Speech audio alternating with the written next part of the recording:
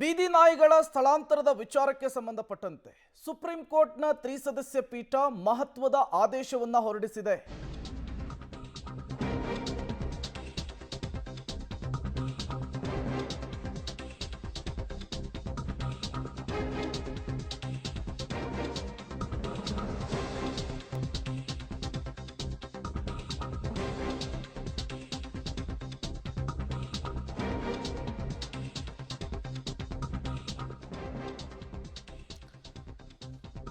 ಬೀದಿ ನಾಯಿಗಳ ಸ್ಥಳಾಂತರಕ್ಕೆ ಸುಪ್ರೀಂ ಕೋರ್ಟ್ನ ತ್ರಿಸದಸ್ಯ ಪೀಠ ಬ್ರೇಕ್ ಹಾಕಿದೆ.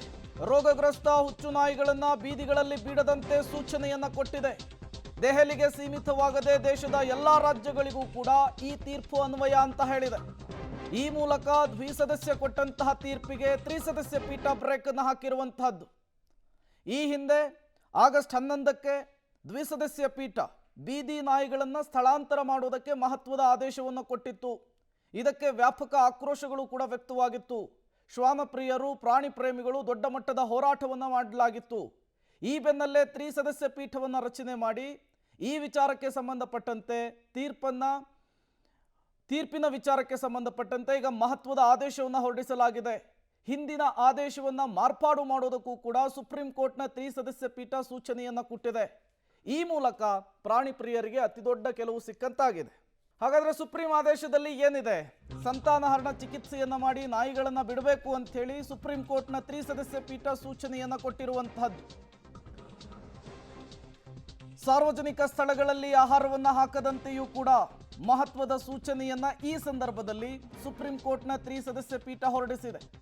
ಆಹಾರವನ್ನ ಹಾಕಲು ಕೆಲವೊಂದು ಸೀಮಿತ ಪ್ರದೇಶಗಳನ್ನ ಗುರುತಿಸಬೇಕು ಅಂತ ಕೂಡ ಸೂಚನೆಯನ್ನ ಕೊಟ್ಟಿದೆ. ಇವತ್ತಿನ ಆದೇಶದಲ್ಲಿ ರೋಗಗ್ರಸ್ತ ಹುಚ್ಚು ನಾಯಿಗಳನ್ನ ಯಾವುದೇ ಕಾರಣಕ್ಕೂ ಬೀದಿಗಳಲ್ಲಿ ಬಿಡಬಾರ್ದು ಅನ್ನುವಂತಹ ಕಂಡೀಷನ್ಸ್ ಅನ್ನು ಕೂಡ ಸುಪ್ರೀಂ ಕೋರ್ಟ್ನ ತ್ರಿಸದಸ್ಯ ಪೀಠ ಅಪ್ಲೈ ಮಾಡಿದೆ. ಇವತ್ತಿನ ತೀರ್ಪಿನಲ್ಲಿ ಉಲ್ಲೇಖಿಸಿದೆ.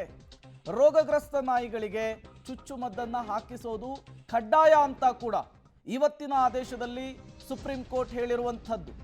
ಎಲ್ಲ ಬೀದಿ ನಾಯಿಗಳ ಸ್ಥಳಾಂತರ ಮಾಡೋದು ಬೇಡ ಅನ್ನುವಂತಹ ವಿಚಾರವನ್ನು ಕೂಡ ಉಲ್ಲೇಖಿಸಿ ತೀರ್ಪನ್ನು ಕೊಟ್ಟಿರುವಂತಹದ್ದು ಸುಪ್ರೀಂ. ಆಕ್ರಮಣಕಾರಿ ಬೀದಿ ನಾಯಿಗಳನ್ನಷ್ಟೇ ಸ್ಥಳಾಂತರವನ್ನು ಮಾಡಬೇಕು ಅನ್ನುವಂತಹ ಸೂಚನೆಯನ್ನ ಸುಪ್ರೀಂ ಕೋರ್ಟ್ನ ತ್ರಿಸದಸ್ಯ ಪೀಠ ಹೊರಡಿಸಿರುವಂತಹದ್ದು. ಅದರ ಜೊತೆಗೇನೆ ಹಲವು ಅಂಶಗಳನ್ನು ಕೂಡ ಉಲ್ಲೇಖಿಸಿದೆ. ಅಗತ್ಯ ಲಸಿಕೆಯ ಬಳಿಕ ಬೀದಿ ನಾಯಿಗಳನ್ನ ಬಿಡುಗಡೆ ಮಾಡಬೇಕು ಅನ್ನುವಂತಹ ಅಂಶವನ್ನು ಕೂಡ ಉಲ್ಲೇಖಿಸಿರುವಂತಹದ್ದು. ದೆಹಲಿ ಮಾತ್ರವಲ್ಲದೆ ಎಲ್ಲ ರಾಜ್ಯಗಳಿಗೂ ಕೂಡ ಈ ತೀರ್ಪು, ಈ ನಿಯಮ ಅನ್ವಯಿಸುವಂತೆ ಸುಪ್ರೀಂ ಕೋರ್ಟ್ನ ತ್ರಿಸದಸ್ಯ ಪೀಠ ಆದೇಶವನ್ನು ಹೊರಡಿಸಿದೆ. ಈ ಹಿಂದೆ ಆಗಸ್ಟ್ 11ಕ್ಕೆ ದ್ವಿಸದಸ್ಯ ಪೀಠ ಮಹತ್ವದ ಆದೇಶ ಕೊಟ್ಟಿತ್ತು. ಬೀದಿ ನಾಯಿಗಳ ಸ್ಥಳಾಂತರಕ್ಕೆ ಸೂಚನೆ ಕೊಟ್ಟಿತ್ತು.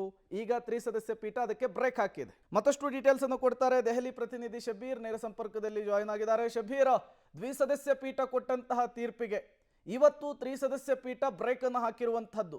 ಆದೇಶದ ಸಂದರ್ಭದಲ್ಲಿ ಬೀದಿ ನಾಯಿಗಳ ನಿರ್ವಹಣೆಯ ವಿಚಾರಕ್ಕೆ ಸಂಬಂಧಪಟ್ಟಂತೆ ಸುಪ್ರೀಂ ಕೋರ್ಟ್ನ ತ್ರಿಸದಸ್ಯ ಪೀಠ ಏನ್ ಹೇಳ್ತು ಅಂತ ಹೇಳಿ ಪ್ರೇಮ್ ನೋಡಿ, ಆದೇಶಕ್ಕೆ ಬ್ರೇಕ್ ಅಂತಲ್ಲ, ಕೆಲವೊಂದಿಷ್ಟು ಮಾಡಿಫೈಗಳನ್ನ ಅಥವಾ ಬದಲಾವಣೆಗಳನ್ನ ಮಾಡುವಂತ ಕೆಲಸವನ್ನ ಇವತ್ತು ಸುಪ್ರೀಂ ಕೋರ್ಟ್ ಮಾಡಿರುವಂತದ್ದು.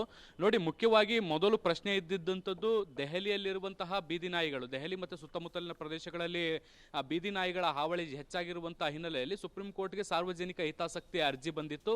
ಈ ಅರ್ಜಿಯನ್ನು ವಿಚಾರಣೆ ನಡೆಸಿದಂತ ಸುಪ್ರೀಂ ಕೋರ್ಟ್ ಎಲ್ಲ ಬೀದಿ ನಾಯಿಗಳನ್ನ ಸ್ಥಳಾಂತರ ಮಾಡಬೇಕು ಅನ್ನುವಂತ ನಿಟ್ಟಿನಲ್ಲಿ ಆದೇಶವನ್ನ ಕೊಟ್ಟಿತ್ತು. ಈ ಆದೇಶಕ್ಕೆ ವ್ಯಾಪಕವಾದಂತಹ ಟೀಕೆ ವ್ಯಕ್ತವಾದಂತ ಬೆನ್ನಲ್ಲೇ ಈ ಒಂದು ಆದೇಶದಲ್ಲಿ ಕೆಲವೊಂದಿಷ್ಟು ಮಾರ್ಪಾಡುಗಳನ್ನ ಮಾಡಲಿಕ್ಕೆ ಈಗ ಸುಪ್ರೀಂ ಕೋರ್ಟ್ ನಿರ್ಧಾರ ಮಾಡಿರುವಂತದ್ದು. ಅದಕ್ಕೆ ಪೂರಕವಾದಂತಹ ಮಧ್ಯಂತರ ಆದೇಶವನ್ನ ಈಗ ಸುಪ್ರೀಂ ಕೋರ್ಟ್ ಕೊಟ್ಟಿರುವಂತದ್ದು.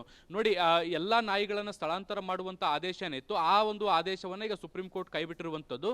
ಕೇವಲ ರೇಬಿಸ್ ರೋಗ ಇರುವಂತಹ ನಾಯಿಗಳು ಅಥವಾ ಅಗ್ರೆಸಿವ್ ಆಗಿ ಯಾವ ಬಿಹೇವ್ ಮಾಡ್ತಿರ್ತವೆ ಅಂತಹ ನಾಯಿಗಳನ್ನ ಯಾವುದೇ ಕಾರಣಕ್ಕೂ ಕೂಡ ಅವುಗಳನ್ನ ಬಿಡುಗಡೆ ಮಾಡಬಾರದು. ಅವುಗಳನ್ನ ಬೇರೆ ಸ್ಥಳಕ್ಕೆ ಸ್ಥಳಾಂತರ ಮಾಡಬೇಕು ಮತ್ತು ಅವುಗಳನ್ನ ಕೂಡಿಡುವಂತ ಕೆಲಸವನ್ನ ಕೂಡ ಮಾಡಬೇಕು ಅನ್ನುವಂತ ನಿಟ್ಟಿನಲ್ಲಿ ಸೂಚನೆಯನ್ನು ಕೊಟ್ಟಿರುವಂತದ್ದು.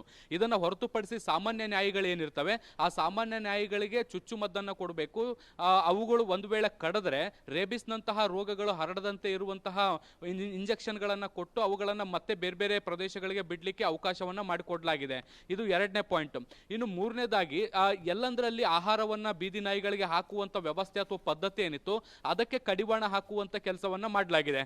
ಯಾಕೆಂದ್ರೆ ಎಲ್ಲಂದ್ರಲ್ಲಿ ಆಹಾರವನ್ನ ಬೀದಿ ನಾಯಿಗಳಿಗೆ ಹಾಕಿ ಹಾಕಿದ್ರೆ ಅವುಗಳು ಆಹಾರವನ್ನು ಹುಡುಕೊಂಡು ಬರುವಂತ ಸಾಧ್ಯತೆಗಳಿರ್ತವೆ. ಆಹಾರ ಸಿಗದೇ ಇರುವಂತ ಸನ್ನಿವೇಶದಲ್ಲಿ ಮನುಷ್ಯರ ಮೇಲೆ ಅವು ದಾಳಿ ಮಾಡುವಂತ ಸಾಧ್ಯತೆಗಳು ಕೂಡ ಇರ್ತವೆ.